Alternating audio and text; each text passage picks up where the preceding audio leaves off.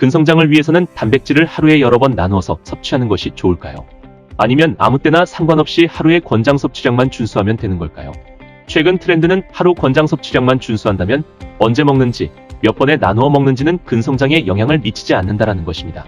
하지만 아침, 점심보다는 저녁 때 더 많은 식사량과 단백질 섭취가 이루어지는 현대인의 식사 패턴을 고려할 때 이것이 얼마나 사실인지 확인하기 위해 금년 4월 덴마크 코펜하겐 대학과 영국 버밍엄 대학이 공동으로 실험을 하였습니다.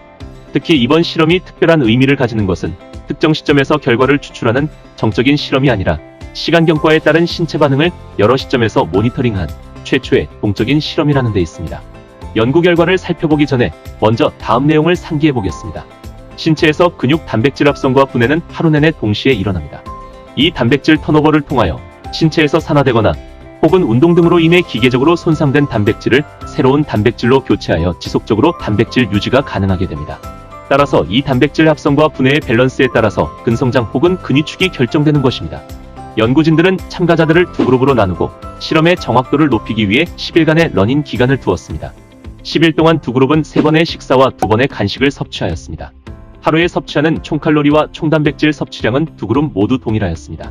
하지만 단백질 섭취량은 한 그룹은 아침, 점심, 저녁에 균등하게 30%, 간식 때 5%를 섭취하게 하였고 다른 그룹은 간식은 동일하게 5%를 섭취하였지만 대신 아침, 점심에는 15%, 저녁에는 60%를 섭취하게 하여 저녁에 단백질 섭취를 더 많이 하게 하였습니다. 11일째 되는 날 두 그룹의 참가자들은 아침 8시부터 오후 7시까지 11시간에 걸쳐 17번의 피검사와 2번의 세포검사를 포함하여 혈장 아미노산과 인슐린, 단백질 합성과 단백질 분해의 변화를 거의 실시간으로 모니터링했습니다. 검사 결과는 다음과 같습니다.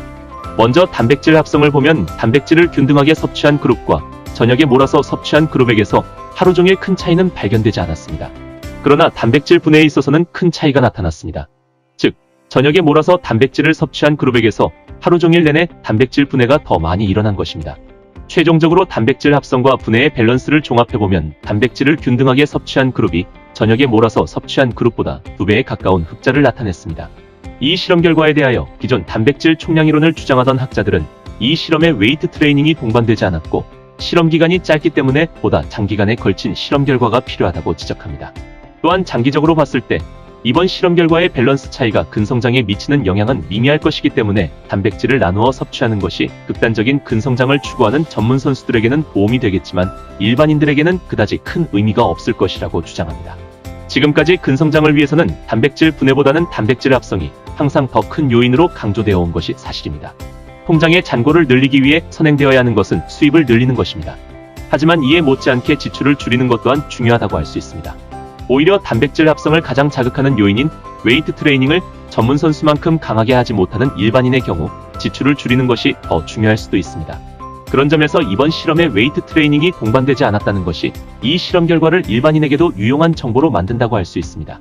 따라서 취미로 웨이트 트레이닝을 하는 일반인은 물론 운동을 하지 않는 노년층도 근육 성장 또는 근육 유지를 위해서는 가급적 단백질을 균등하게 나누어서 섭취하는 것이 조금이라도 유리할 것으로 보입니다.